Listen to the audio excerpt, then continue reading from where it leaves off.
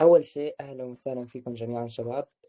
بتعرفوا نحن كنا مخططين من زمان نطلق حملة باينانس، ولكن مثل ما بتعرفوا إنه حملة باينانس انقطعت فجأة، والحمد لله على أي حال. هذا الشيء كان من المنصة، يعني المنصة قررت إنه توقف الحملة.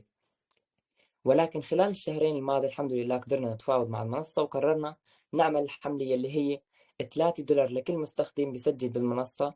مش مطلوب من أي شخص يعمل أي إيداع، الموضوع واضح وبسيط.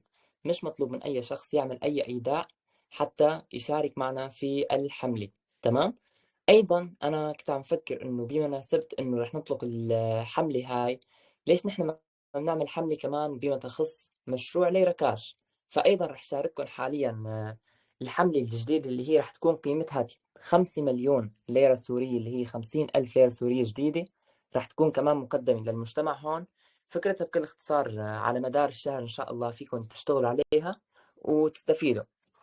هلا أنا حابب أفتح للجميع يحكوا، فيكم تفتحوا المايك وتحكوا.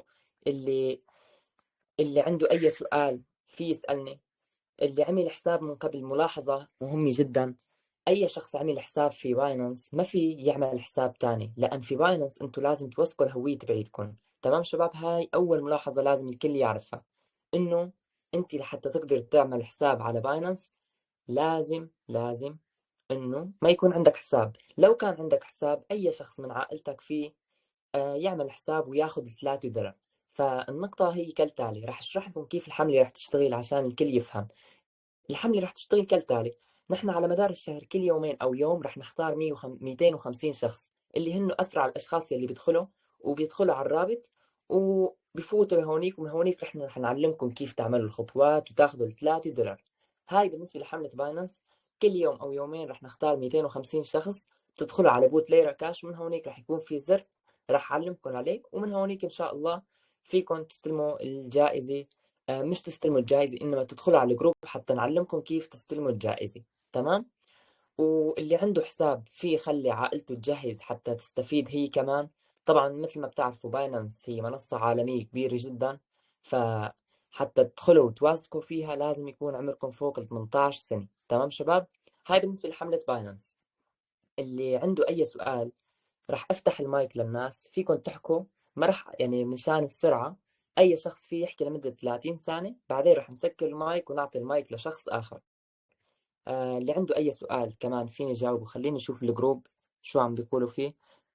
بالنسبة للي عنده حساب باينانس، مع الأسف ما فيك تستفيد من $3.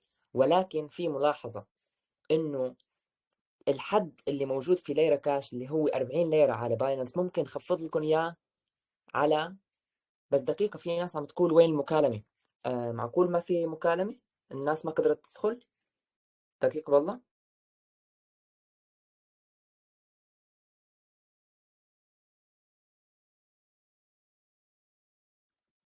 أعتقد في كتير ناس ما قدرت تدخل المكالمة. طيب على أي حال خلينا نكمل. راح أفتح الشاشة. هلأ بعتقد صرتوا تشوفوني. طيب هلأ الناس صارت تقدر تدخل. أوكي تمام. معناها كان في كتير ناس مش قادرة تدخل على المكالمة. خليهم يدخلوا، بس اصبروا دقيقتين، خلوا الكل يدخلوا أول شيء منشان نكمل شرح. أنا رح أبعث لكم صورة حاليا، دقيقة. حلو، رح توصلكم صورة على الجروب فيكم تشوفوها. ليرة كاش. تمام. مثل ما أنا شايفين شباب، الصورة اللي بعثت لكم إياها اللي موجودة أمامكم بالجروب نشرناها، مكتوب اللي هو $3. رح فرجيكم إياها مباشرة حتى تشوفوا. $3 لكل شخص بدون أي إيداع. ملاحظة يا شباب، مش مطلوب منك تعمل إيداع لتاخد هاي $3، اتفقنا عليها. أي حدا بيقول لك إنه لازم تعمل إيداع لتاخد هاي $3، نصاب. الشغلة واضحة. تمام. رح يكون عندكم ميزات كتير. يلي رح يعمل حساب على باينانس رح يقدر يسحب من باينانس على شام كاش بكل سهولة. رح تكون قادر تسحب من ليرة كاش بحد أدنى 25 ليرة. انتوا بتعرفوا انه الحد اللي موجود حاليا في ليرة كاش هو 40 ليرة. رح يصير 25 ليرة. تمام. مثل ما انتم شايفين مكتوب: فقط يلي عمره أكثر من 18 سنة ويلي ما عنده حساب، وكل شخص فيه يستلم مرة واحدة. ورح نشرح لكم كيف تستلموا لما تدخلوا الجروب معنا. كل 250 شخص رح يكون لهم هدايا على مدار الشهر. يعني الموضوع مش مقتطع على $3، لا لا لا لا، هاي $3 رح تاخدوها تمام، ولكن على مدار الشهر رح تاخدوا كمان كتير كتير هدايا إن شاء الله يوميا وبشكل مستمر. هاي بالنسبة لحملة باينانس. حملة باينانس كتير مهمة. ليش؟ لأنها مضمونة، مش مثل باقي الحملات يلي هي وهمية مع الأسف، اللي بتقلك مثلا اعمل ايداع وخذ مصاري وعرفتوا هذيك الشغلات. لا، هون انتم عم تاخذوا مصاري فعليا قادرين تسحبوها بكل سهولة. هلك هاي بالنسبة لحملة باينانس. والحملة الأهم يلي هي رح ابعث لكم اياها هلك وتشوفوا، عن جد رح تعجبكم الحملة الجديدة والله، لأن أنا اختفيت عليكم شهرين كاملين، فلازم يكون عندكم حملة محترمة. طيب، شوفوا الصورة يلي بعتها على الجروب مرة أخرى، بالله شوفوها، عن جد شوفوها، رح فرجيكم إياها أنا. تمام، شوفوا، 50,000 ليرة سورية بقيمة 5 مليون قبل حذف الصفرين في سوريا. يعني 50,000 ليرة سورية هاي رح توزع على مدار 30 يوم للأشخاص اللي رح يشاركوا. أكثر من 1300 شخص رح يستفيد من هاي الجائزة، ورح يكون في أرباح بطاقات يومية فيكم تستفيدوا منها، ورح يكون في مستويات مضمونة، في جوائز أسبوعية وترتيب شهري. وملاحظة اللي هي أجمل، إنه أنت هون أنت مش محتاج تعمل عجلة حظ، رح تاخذ مصاري مباشرة. ملاحظة، رح تاخذوا مصاري مباشرة وليس عجلة حظ. يعني هاي الدعوات الذهبية رح تكون 50,000 ليرة سوري جديد، ما رح تكون فقط عجلة حظ. هاي كليات الحملة رح تكون مصاري حقيقية. فهاي الشغلة نتفق عليها، انه من هون انتم بتستلموا مصاري وبتروحوا بتسحبوها من البوت مباشرة. وانا اللي بدي افهمكم اياه، انه انتم خلينا نقول استفدتوا من هاي الحملة مثلا 200 ليرة، تمام؟ هاي 200 ليرة، الشغلة اللي مهمة انه لحتى تسحب من شام كاش لازم يكون عندك اقل شيء اللي هو حد ادنى 200 ليرة. ولكن في باينانس رح تقدر تسحب حتى لو معك 25 ليرة. يعني انت فكر فيها، رح تقدر تسحب 25 ليرة على باينانس، ومن باينانس بدك تسحب على شام كاش، سريتل، MTN. فيك تسحب بسهولة من خلال اللي هو وسيط. أي وسيط في يصرف لك. طبعا نحن عندنا وسطاء فيهم يصرفوا لك. هاي الحملة عن جد الكل لازم يشارك فيها، لأن مربحة. والشغلة الأهم إنه نحن هاي الحملات لازم نكون مسوينا من شهرين. مع الأسف ما قدرنا نسويهم لأن وقفنا شغل. هلأ نحن رجعنا، رح يكون في مهام إن شاء الله، رح يكون في جوائز 50,000، 5 مليون، رح يكون في حملة باينانس. يعني الكل مستفيد. عرفتوا كيف؟ هلا راح جاوبكم على أهم الأسئلة اللي موجودة في الجروب. خلينا نشوف. آه خلينا نشوف بس الشباب يلي ما دخلوا على المكالمة حتى يدخلوا. في كتير ناس ما دخلت على المكالمة مع الأسف. بس دقيقة، رابط المكالمة. تمام، في ناس ما دخلت. شباب، ملاحظة، لا حدا يروح يعمل أي حساب في باينانس، ما بتاخد ولا قرش، أنا اللي عم بدفع المصاري. تمام؟ فأنت تروح حالك تعمل الحساب وتقول لي أنا عملت حساب، ما رح يندفع لك، لأن أنت ما عملت من خلالنا. نحن رح نعطيك رابط إحالي، ومن خلال رابط الإحالة بتاخد جائزتك مباشرة. تمام؟ نتفق على الشغلة، لا حدا يعمل حساب، نعطيكم الرابط، وإذا ما إجا دورك بتستنى 250 شخص جديد. يعني خلينا نقول أنت فتحت على الرابط 250 شخص، ما اجتك هديتك، ما لحقت تدخل، تستنى ليجي الدفعة اللي بعدها حتى تقدر تستفيد. تمام؟ اتفقنا. هلا اللي عم بيسأله، خلينا نشوف شو الناس عم بيحكوا. كيف نستخدم البوت؟ البوت شرحناه على اليوتيوب، فيكم تشرحوا تشوفوا اليوتيوب ومشروع كل شيء. باينانس هي شركة عالمية، راح اشرح لكم بفيديو كبير عن باينانس حتى تفهموها قبل ما تدخلوها. اي حدا بده يدخل على منصة باينانس لازم يفهم شو هي منصة باينانس.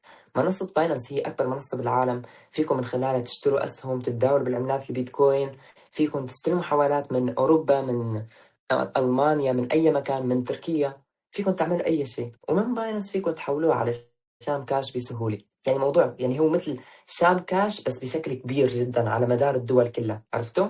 ها هي. هلك راح افتح لكم مايك للناس يلي بدهم يحكوا. تمام. طيب مين بده يحكي؟ تفضل أخي علي، راح أعطيك مجال تحكي أخي علي. يلي بده يحكي يفتح المايك، تفضلوا. راح أعطيكم مجال، فتحت لكم المايك. علي، خضر، الشايب، عمار، جمال، اللي عنده أي سؤال أي ملاحظة تفضلوا. الوردي الدمشقية، حمود جدعان، منى السلام دياب. السلام عليكم. عليكم. وعليكم السلام. هلا أخي، تفضل. شلونك أخي؟ إن شاء الله بخير. الله يسعد يسعده، أهلا صباحك وسهلا أخي. أخي. بس بعد إذنك المهام ما في مهام قليلة كثير مثلا، أو في حتى الجوائز. يعني أنا تقريبا ما بدي رح أقول لك رح كفي الشهرين موجود أنا بالمنصة، ولا مرة سحبت لسه، ولا ما بعرف. أو أنتوا هاي المشكلة يا أخي، السياسة أو كيف؟ ما هو هاي اللي بدي أقول لك إياها. نحن مختفين صار لنا شهرين ما عم نشتغل، يعني موضوع واضح، ما في مهام ما في أي شيء. عم قل لك نحن وقفنا لأنه باينانس وقفت هذيك الفترة، لأن نحن بنعتمد على منصة باينانس في التمويل والمصاري. فهلك ليش رجعنا بحملة قيمتها 50,000 ليرة سوري؟ لأن رجعنا نشتغل مع باينانس. عرفت كيف أخي؟ فإن شاء الله رح يكون في نعم مهام، نعم. رح يكون في المسابقة اللي هي 50,000 ليرة سوري، الكل في يشارك فيها والكل في يستفيد بكل سهولة أخي. كيف فينا السلام نشارك فيها؟ عليكم. وعليكم السلام أخي، يا هلا. أخي بس بدي أسألك سؤال. تفضل خيي. أنا فتت محل أنت ما علمتنا، يعني محل ما خلصنا نفوت وفي مهام، صح في مهام بيقولوا لي إنه آه، حط إعجاب على الفيديو على ريلز انستا وقاعد نشره. بفوت على الريلز بيقولوا لي إنه هذا الريلز لم يعد متوفر، مدري شو. يعني ما فيني أعمل المهمة أنا. ما عم صحيح يبينوا خيي. المقاطع اللي بدي أعمل عليها يعني لايكات أو انشرها، ما عم يبينوا. خيي، هون يعني يقولوا لي المشكلة إنه إنه، بعد متوفرة. المشكلة بكل اختصار إنه هاي الفيديوهات، نحن حذفنا فيديوهين. تمام، فنحن لغينا هاي المهمة. المفروض ما كانت تظهر عندك، ولكن بجوز أنت إجيت بالوقت اللي حذفناه. عرفت كيف أخي؟ فهاي المهمة استثنائية. يعني أنا المهام بس بنعملن بشكل واضح وكله تمام. كله تمام خيي، أيوة بالضبط، إن شاء الله. تمام، الله يرزقك خير. الله يسلمك خيي. يلا شباب، اللي بده يحكي تفضلوا، فيكم تحكوا. أخي كيف بدنا نسوي حساب؟ في منصة السلام باينانس. عليكم. أخي شو هو سؤالك؟ كيف بدنا نعمل حساب؟ في باينانس ليك أخي. شوف الخطوات راح تكون كالتالي. راح نعمل زر في ليرة كاش في البوت، زر تعمل انضمام. هونيك راح نعطيك فيديو بيشرح باينانس. بعدين راح تدخل على جروب عنا، ومن هونيك راح نشرح لك خطوة بخطوة شو تسوي حتى تاخذ $3. الموضوع كتير كتير بسيط. عرفت كيف؟ مو هلك، بكرة أو بعد بكرة. هلك نحن بس عم نحكي، عم نفهمكم الفكرة، عم نفهمكم الشغل. وبعدين رح يكون كل شيء واضح، كيف تعملوا حساب، شو تعملوا. حاليا لا تعملوا أي شيء، لازم تستنوا حتى نبعث لكم الرابط الإحالي اللي تستخدموه عشان تقدروا تاخذوا كل الهدية. يوم تكسب $3. نعم أخي؟ كل يوم تكسب $3. لا لا يا خيي، لو بدك تكسب كل يوم $3 كنت صرت ملياردير. بتكسب $3 لأول مرة، وبعدين بيكون في مسابقات مستمرة إن شاء الله. هلا هي المنصة منافسة اللي كانت المنصة الفاتحة من فترة، اللي كانت تطلب إيداع أخوي $12 وما فوق. لا أخي، منصة باينانس ما بتطلب إيداع من حدا لحتى، مستحيل. منصة باينانس عالمية، ما يسألي فيها 300 مليون مستخدم. هلا أنا بتذكر إنه كان في منصة اسمها قريب من هالاسم، ما بعرف، ماني متأكد بالضبط إذا هي نفسها، بس كانت طالبة إيداع $12. كيف؟ عنده حساب قديم وشو بيساوي؟ أخي اللي عنده حساب قديم يفضل إنه يعمل حساب لحدا من عائلته يستفيد من الجائزة. تمام، الله يجزاك بالخير. يعني هلا أنا إذا عملت دعوة لحدا على التليجرام وفات عمل حساب على ليرة كاش، كمان بياخد $3. هاي شوف، ركز معي. إذا أنت ركز معي، إذا جبت حدا على ليرة كاش رح تدخل بالسحب يلي هو من جائزة 50,000 ليرة سوري أو ال5 مليون يلي سويناه هلك جديد. ولكن على باينانس بتاخذ $3. إذا هو اللي بياخذ $3، مو أنت. تمام. هذا انه انا عندي كذا حساب تليجرام، عندي 3 حسابات، انه فيني فوت بالثلاثه ولا ما في داعي؟ توثيق هويتك، يعني هونيك هاي سؤال منصة عالمية. عندي سؤال فقط ممكن. تمام. لو انا سجلت قبل كده فيها هي دي، ينفع اسجل تاني ولا هي المره واحده الاول بس؟ هو فقط للأشخاص الجدد هاي السلام الحملة، عليكم. فأنت لو مسجل فيك تخلي حدا تاني يسجل من عائلتك. السلام وعليكم عليكم السلام ورحمة أخي الله. السلام أبو عليكم. فواز. كيف صحتك يا أخي؟ طمنا عنك. بس بعد الله إذنكم يسلمك. شباب اتركوا مجال لغيركم بعد أمركم أفضل. الله يسعدكم. هسه المهام المطلوبة عشان ناخذ $3 شو هي؟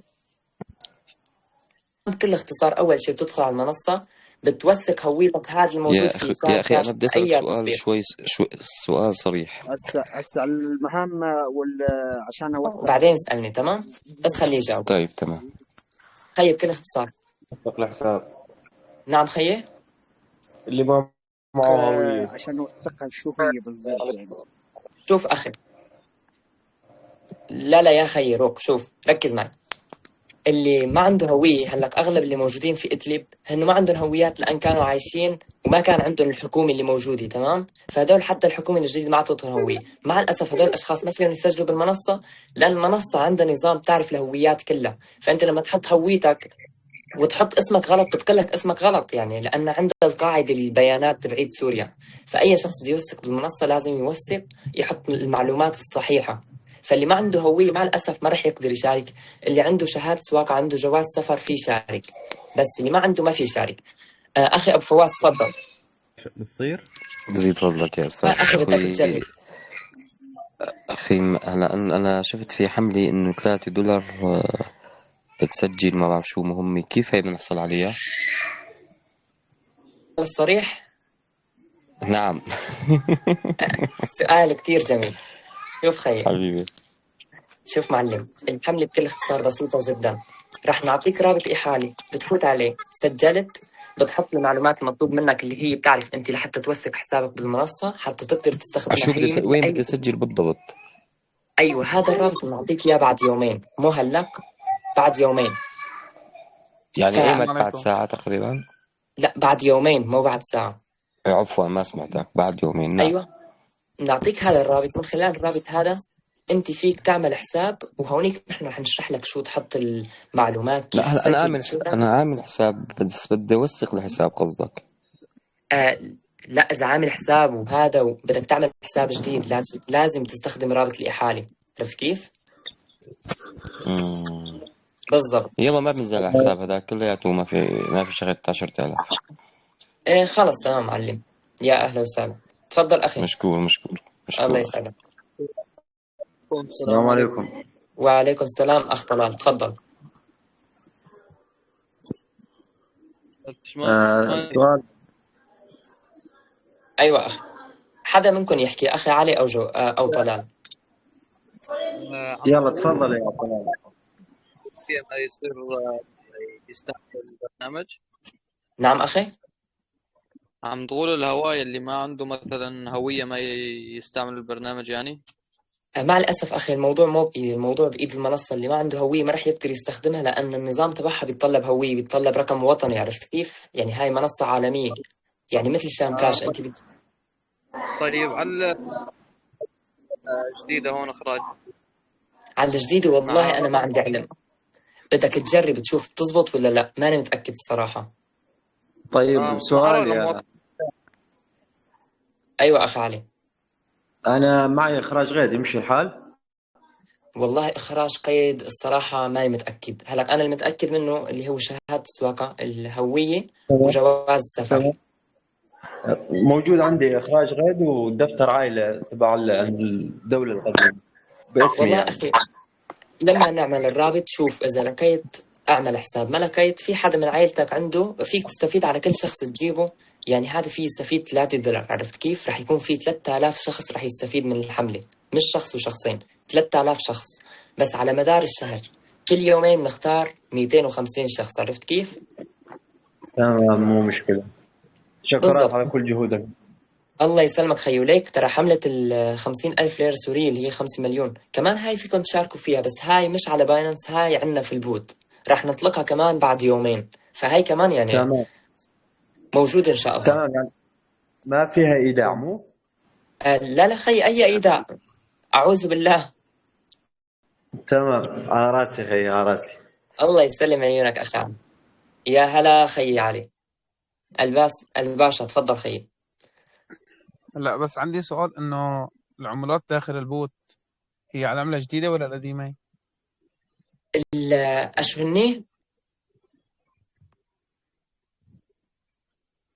لا لا لا يا زلمة، على العملة الجديدة. تخيل تكون على العملة القديمة، أشو عم ندفع قروش؟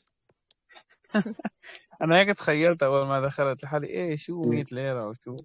لا لا يا زلمة، 100 ليرة على الجديدة. بس شوف، هاي الحملة الجديدة 50,000 هي 5 مليون بالعملة القديمة. طيب 50,000 كيف نشارك فيها؟ شوف، حتى ما أخذ وقت كتير، الحملة هاي رح أشرحها بعد يومين، تمام؟ فرح تكون واضحة كتير وبسيطة. يعني بتكمل مهام، فيك تربح يوميا من 50,000 وفيك تربح سحب 3 أسبوعيا. دولار لمرة واحدة. لمرة واحدة لكل شخص أخي. فإذا أنت عندك أخوي كمان فيك تربح كل أخ 3 دولار. حلو والشغل حلو. بالبرنامج كلش قد مشكور. يعني شو قد بيطلع بالشهر يعني مهام وهيك هي يعني. خي ليك، تعرف البيتكوين؟ مم. فيك تشتري بيتكوين، بس انه تطلع مصاري هذا مو موقع انك، يعني انت فيك تتداول فيه، بس انا عم لكم ما تعملوا ايداع. فانت اذا بدك تعمل ايداع فيك يعني تتداول وتخسر، وانا متاكد اذا تحطوا شو مصاري من الهدف من جيبكم. دخولي شو الهدف من شوف تسجيلي بالمنصة أنا يعني؟ بس شوف تسحب شوف 3 دولار وخالصين؟ لا لا لا، شوف، نحن رح نعمل لكم جروب خاص فيكم. بهذا الجروب رح تدخلوا بتاخذوا 3 دولار. بعدين نحن كل يوم رح نعطيكم، نوزع لكم هدايا. ممكن تقولي طيب ايش هدفكم؟ هل هدفكم نحفزكم تعملوا ايداع؟ لا، فيك تستلم 3 دولار تسحبها من شام كاش والسلام عليكم. موضوع بسيط. بدك تعمل هيك اعمال، ما حدا له علاقة فيك. نحن هدفنا في انتوا بتكونوا باينانس. حصلتوا على انه استخدمنا بس انه سجلنا انه جبتوا لا، اسماء انه اسا سجلوا في بالحساب. اسماء، هسه في كثير شغلات.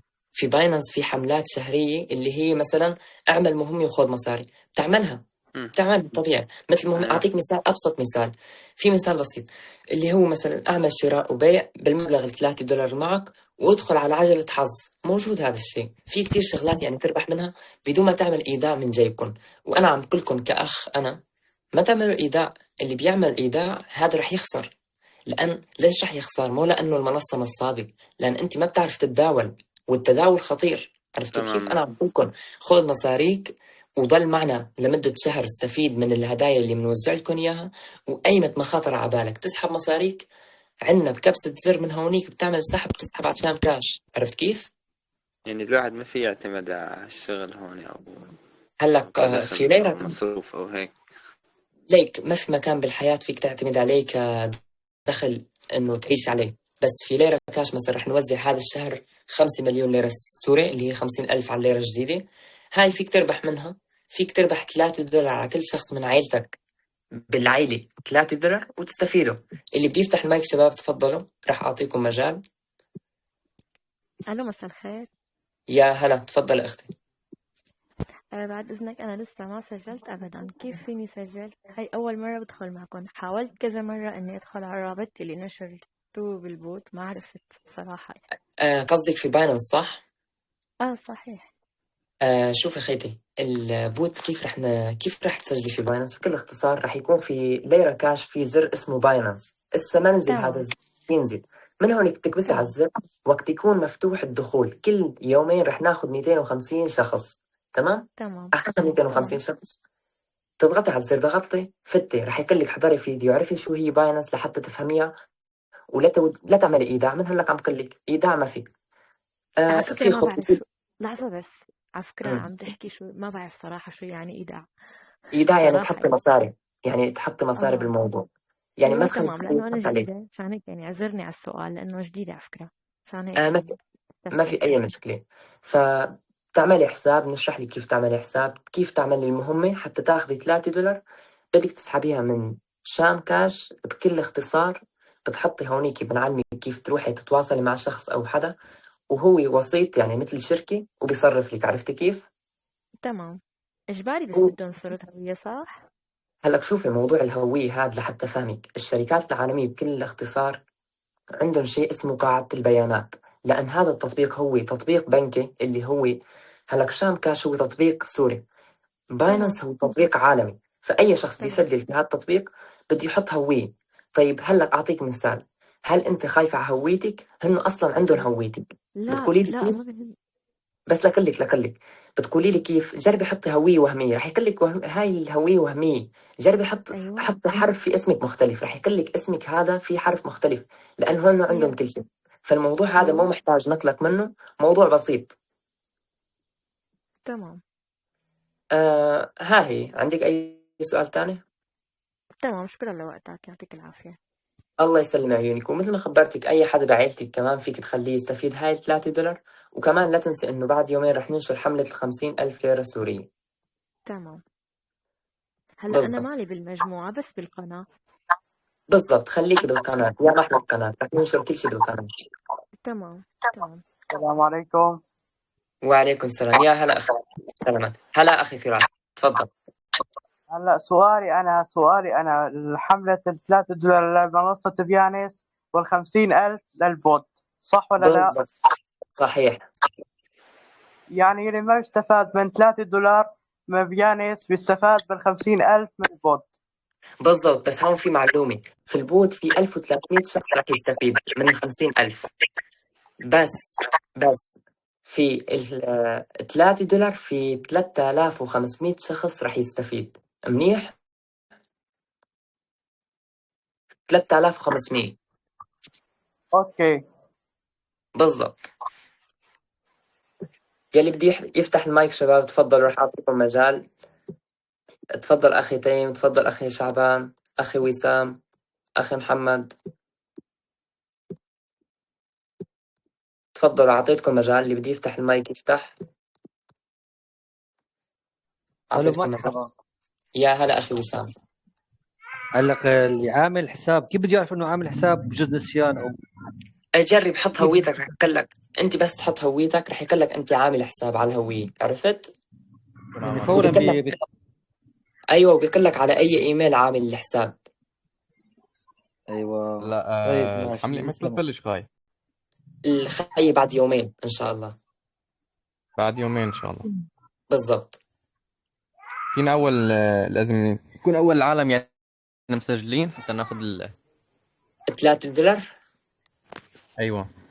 لا ليك 250 شخص، 250 بناخذ 250 بياخذوا هديتهم، بنبلش باللي بعدهم، فكل يومين رح يعني ناخذ أول 250. 250 شخص رح ياخذوا $3. ايوه، وبعد يومين بيجي 250 شخص جديد. أيوة بالضبط. السلام عليكم. وعليكم السلام اخي صعبان. هلا اخي. يعني هو السلام عليكم.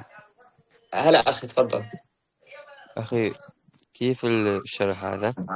تفضل اخي زاهر، اخي اختي شهد، تفضلوا. شو اخي قلت؟ السلام عليكم. يعني كيف بدي أسجل؟ أخي رح نشرح لكم كل شيء بعد يومين، تمام؟ هلك هاي المكالمة فقط للأشياء العامة وعن الحملة بشكل عام، عرفت كيف؟ كيف السلام ايش عليكم. بدي أعمل مثلا؟ الحساب رح نعمل لكم فيديو على اليوتيوب بيشرح كل شيء. وعليكم السلام أخي. هلا شو بدي أسوي؟ هلك ولا شيء، بتستنى يومين فقط، بما أنك فهمت الحملة وكل شيء، بس يومين وبعد يومين بتعمل بدك إياه. مشان يعني $3 شلون بدي استفادها؟ بتستفادها، بتدخل على الرابط، بتعمل حسابك من هونيك، بتعمل مهمة وبتاخذ $3 وبتسحب على ايمت. هشام كرت بعد يومين. ايوه بالضبط. تمام. يعني بدك تبعت هلا لنا رابط انت؟ أيوة، رح نعطيكم الرابط الإحالي نحن. تمام الله يجزيكم خير كرام. الله يسلمك أخي. تفضل اللي أخواتي عنده اللي حساب اللي عنده أيوة. حساب موثق على هويته عادي، يعني ما مشكلة. لا والله أخي، فقط يلي البنياس الجدد، القديم يعني لا الحساب القديم يعني مو موثق على هويتي. إجباري لازم تعمل حساب على هوية جديدة. أيوة بالضبط. تمام. يا هلا الله أخي. يجزاك بالخير. الله يسلمك. أي حدا عنده شباب أي سؤال؟ فتحت لكم المايك، اللي كان بده يحكي تفضلوا. السلام عليكم يا غالي. يا هلا وهلا. يا قال هسه نقدر نشتغل على 50,000. 50,000 إن شاء الله كلكم فيكم تشتغلوا، رح تكون بعد يومين كمان. طيب هسه ما نقدر نبلش بيها فوري؟ لا، لأن إسا أنا ما برمجتها، لازم برمجها وجهزها بالبوت، إسا ما جهزت الحملة. طيب هي بيها عجلة شيء؟ لا، ما راح يكون في عجلة، فيها مصاري مباشرة، يعني راح تنزل رصيد مصاري، ما في عجلة.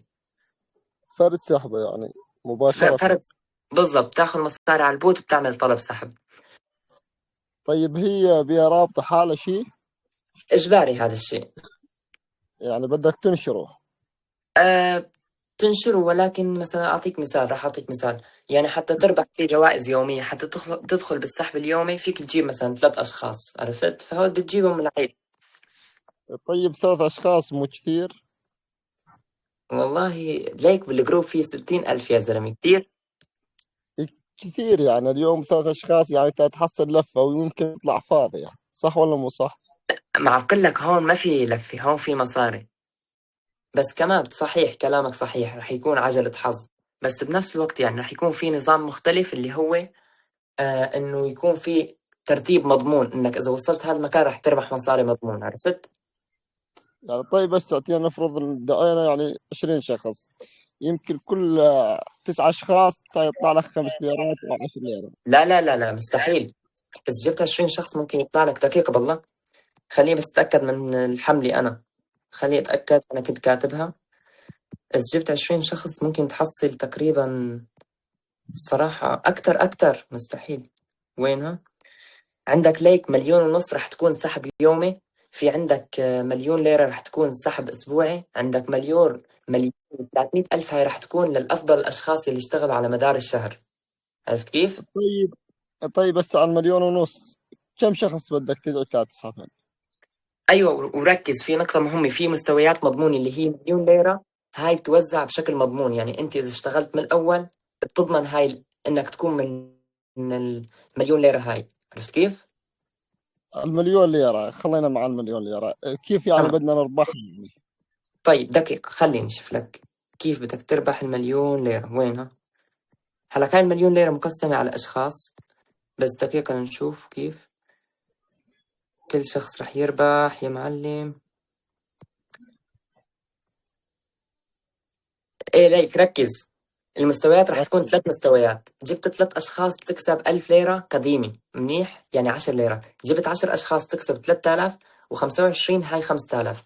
هلك هاي لأنها يعني يوميا ومضمونة، بس إذا بتروح على السحب الأسبوعي 50,000 ليرة سوري على القديمة، أو 500 ليرة، 500 ليرة للأشخاص اللي بيشتغلوا بشكل أسبوعي، عرفت كيف؟ طيب بس على 500 ليرة عملة جديدة صح ولا مو صح؟ إيه يعني 50,000 قديم. 50,000 قديمة، يعني إيش قد كم شخص بدك تدعي؟ هلك هاي لازم تدعي، لا دقيقة هون، محتاج تجيب 5 أشخاص بس رح تدخل بسحب، عرفت كيف؟ يعني ترد ترجع بالنهاية على العجلة. مو على العجلي، بس هذا السحب مستقل بين الأشخاص يلي كانوا مرشحين، فأنت ممكن تكون مع 20 شخص مرشح، عرفت كيف؟ طيب يمكن الساعة أقدر أدعي 10 أشخاص أنا، إيش قد يمكن آخذ عليهم؟ 5 أشخاص 10 أشخاص تدخل مرتين بالسحب يعني. أيوة 10 أشخاص. بالضبط. حلو والله. اللي بده يفتح المايك شباب تفضلوا، أهلا وسهلا أخي، بعدين أخي أنت عندك عشيرة يعني فيك تجيب 2000 ولو. حبيب قلبي. الله يسلم عيونك. يلا حياك والله، يلا حيا الزمن هلا زيادة. هي الربح كل شروط تفضل. الربح هي بس دعوة أشخاص صح؟ لا ليكي في باينانس مش مطلوب تدعي أشخاص، $3 تاخذيها أنت، بس هون في الحملة هاي راح تكون عبارة عن دعوة أشخاص بس، يعني الصراحة أكون صريح معك، الجوائز تستحق لأنها 5 مليون بالنهاية، يعني مش مثل أيام قبل نحط لك مثلا 10 ليرات و5 ليرات، عم نحكي هون 5 مليون ليرة سورية قديمة، يعني 50,000، عرفت كيف؟ ايه بس يكون في عدد. أيوة إجباري، يعني الموضوع راح يكون، بس راح يكون إن شاء الله ليك الناس كلياتها، يعني مو اختفينا شهرين صار عندهم مثل حالة اكتئابية من البوت، فقدوا الأمل، فيعني أغلب الناس ما راح تشارك، فأنت يعني الفرصة إلك. تمام يعطيك العافية. الله يسلمك. لا شباب تفضل. أخي إذا 4 أشخاص قبل الحملة بينحسبوا أو لا؟ لا هاي للجدد فقط يا كويس. أيوة تفضل ماشي. أخي زاهر، تفضل أختي منى. بدي يفتح المايك، فتحت لكم المايك. بلال، أخي رامي. شباب طبعا اللي بده يطلع من المكان اللي فيه يطلع، أنا رح ضل موجود مع الناس يلي بدها تسألني أسئلة، ما عندي أي مشكلة ضل السلام راسي. عليكم. وعليكم السلام أخي، يا هلا. تفضل أخي السلام زاهر. عليكم. وعليكم السلام أخي. السلام عليكم. وعليكم السلام أخي رامي، تفضل. شفت بدي أسأل إنه كيف بدي أكسب $3 عن طريق التطبيق؟ أخي بكل اختصار رح نعطيك رابط إحالة، من خلال رابط الإحالة بتفتح، بتسجل حسابك، بتعمل حسابك، بتكمل مهمة هونيك وبتستلم $3. بدك تسحبها عشان كاش بتسحب، ما بدك بتكمل هونيك وبتشوف. تمام. انا بدي بس بدي اسوي حساب جديد يعني ضروري. إجباري، ولازم ما تكون مسجل الحساب من قبل. تمام. والحساب بدي وثقه كمان. نعم لازم توثقه، إجباري هذا الشيء. تمام، بعت لي الرابط. الرابط رح نبعته أخي بعد يومين إن شاء الله لحتى نجهز الحملة. تفضل أخي أبو حمزة، تفضل الكل، فتحت لكم مايك، اللي بده يفتح مايك أعطيتكم إذن تفتحوا مايك. تفضل. يعطيك العافية أخي. تفضل أختي يا هلا. أخي هلا أنا شايفة إنه كل الشغل سواء على باينانس أو على البوت معتمد على الإحالات بشكل فظيع. يعني هلا نحن منين بدنا نجيب إحالات؟ بس اللي هلا مثلا في إنه هلا باينانس الحدث اللي أنت بتحكي عنه حضرتك، اللي عم تحكي عنه جنابك، إنه هلا الحملة على باينانس إنه لازم إنه يدخل واحد يعمل منصة كمان رد من جديد وحساب رد من جديد. اترك لي من هاي القصة كمان. يعني مشان البوت هلا البوت أنا صار لي فوق 3 شهور، لا شهرين وشوي فايت عليه. يعني لهلا ما صار عندي 50 ليرة. يعني معقول هذا الشغل بس يعني كرمال إحالات؟ يعني روح اشحت العالم، يعني شحت على البوت. يعني على المقلية يا أخي الكريم، على المقلية أعمل تسجيل دخول يومي مثلا، إنه الواحد إني أنا اليوم حضرت تسجيل، دخلت البوت باخذ مكافأة مثل باقي البوتات أخي الكريم. يعني هذا الشيء مو معقول. هلا أنا صار لي البوت شيء شهر كأنه ما في مهام. يعني هات بالسنة مرة لتنزل مهمة. المهام معتمدة بشكل فظيع على الإحالات. يعني هذا الشيء ما معقول كمان أخي. مجرد بس إحالات صفي البوت، يعني بس للإحالات، ما في مهام شوف أبدا ولا تسجيل كلامك دخول. صحيح. نعم سجلتي في باينانس شيء أنت من قبل؟ نعم أنا عندي باينانس. سجلتي من خلالنا ولا بدوننا؟ لا والله صراحة أنا من قبل منك يعني مسجلة. أنا صار لها باينانس عندي شي 4 شهور. طيب خيتي شوفي موضوع إنه ليش ما عندنا تسجيل يومي، تمام؟ حتى صارحك. شوفي أنا لما بلشت البوت هاد الصراحة لحتى أكون صريح معك أنا واضح، لما بلشت البوت هاد كنا مخططين نعمل ميزانية للبوت ونضخ فيه مصاري كتير، بس نحن وقتها صار معنا ظرف مع باينانس ووقفنا، ونحن معتمدين على باينانس بشكل كبير، فنحن اختفينا شهرين فعليا من الشغل. وإذا بتلاحظي المهام شو هي؟ المهام فقط مخصصة للبوت، فعمرك شفتيني عم بعمل مهمة بتخص حدا تاني؟ مستحيل. يا حطي لايك لقناة ليرا كاش، يا اعملي شيء بخصنا نحن. فنحن ما طلعنا البوت، ما زد. يعني أعطيك مثال، أنا ما زدتك لحد الآن بأي قناة نصب ينصبوا عليكي، عملتها ما عملتها، ما قلت لك روحي تابع هاي القناة ولا شيء، وما راح أعمله لأن هذا ما هو من مصلحتي ولا مصلحتك. بس موضوع المهام، أنت عم تقولي ليش البوت كله معتمد على الدعوات، أنت بدك تفهمي التسلسل. نحن عندنا المهام قصرنا فيها لأنه كان عندنا ظروف، رح نحاول نرجع للمهام. ونحن بدنا نفهمك شغلة، إنه نحن هون مش مثل البوتات الأخرى. يعني هلأ البوتات الأخرى بيشتغلوا لمدة 3 أشهر وبيختفوا. أنا ما بدي أسوي هذا الشيء، وأنا ما فيني أختفي، أنا منكم وفيكم، يعني ما أنا قادر أختفي، عرفتي كيف؟ فأنا بفكر هيك، نحن هون بالجروب 60,000 شخص، تخيلي على كل 10,000 شخص بيعمل مهمة بدفع $200، اللي هي يعني على الليرة السورية فينا نقول يعني 26,000 ليرة سورية، 26,000. أنا الصراحة أكون صريح معك، مستحيل أقدر أدفع على كل 10,000 شخص $200 عشان يعمل مهمة وحدة. معناها إذا خليهم يعملوا 5 مهام، هاي دفعت 130,000 ليرة سورية، أو 13 مليون فعليا. فأنا نعم عم بحاول وازن بين إنه أقدر استمر بالبوت، والبوت ما فيك تعتمد عليه بشكل مصدر دخل، بس فيك تعتمد عليه إنه يطلع لك مبلغ. نحن اختفينا، بس إن شاء الله بالمستقبل رح يكون في مهام ورح يكون في كتير شغلات إلكم. والصراحة يعني أنا مقصر بحقكم، هذا الشيء يعني معروف، وبعتذر إن الصراحة. شاء الله أخي الكريم، إن شاء الله الله يوفقك. نحن بنتمنى لك الموفقية وإلى الأمام إن شاء الله دوما. هذا الشيء نحن بنعتز فيك أخي الكريم. وبس يعني إنه خليها بالقائمة هي، إنه تخلي التسجيل يومي على المقلية، إنه الواحد يقدر يفوت على البوت. يعني لو أخذ سنت يا عمي، ياخذ سنت باليوم قبلانين. شغلة تانية، البرومو كود، يعني إنه ليش ما بتنزل رموز كمان هذا الشغله كمان رح أقول لك والله العظيم، كمان والله العظيم. نضيفها لقائمتك أخي الكريم، نضيفها للقائمة. خلي أنا حابة هذا البوت يضوج الدنيا كلها، خليه ضجة بالعالم كله. يعني بصراحة يعني خلي إنه نحن أبناء سوريا إنه نعمل شيء ضجة، نعمل شيء. يعني ليش نخلي العالم الثانية أحسن منا؟ يعني عرفت كيف؟ والله الصراحة كلامك منطقي. خلص إن شاء الله هاي الشغلات رح أحطها في البال. تمام أختي؟ إن شاء الله الله يوفقك يا رب، وإن شاء الله إلى الأمام دوما بإذن الله. يعطيك ألف عافية. الله يسلمك أختي، يعطيك ألف عافية على الكلام.